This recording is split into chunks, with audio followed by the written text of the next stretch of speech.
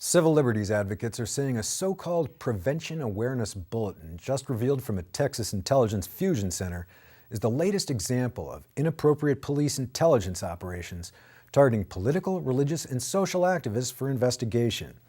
The North Central Texas Fusion System Bulletin states that it is imperative for law enforcement officers to report the activities of lobbying groups, Muslim civil rights organizations, and anti-war protest groups in their areas.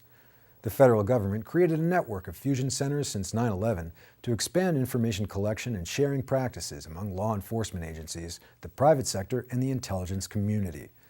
The ACLU's Carolyn Fredrickson says, quote, "This memo is not a plea for legitimate intelligence and seems to endorse discrimination against Muslims.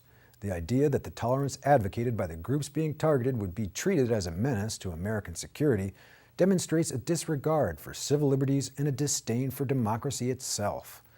Former FBI agent Michael German says the bulletin reflects the fusion center's, quote, "lack of professionalism and the severe lack of oversight at the state, local, and federal levels." According to its website, the Texas Fusion System bulletins are disseminated to thousands of people in over 100 different agencies. And this particular bulletin directs law enforcement officers to report on the political activities of advocacy groups.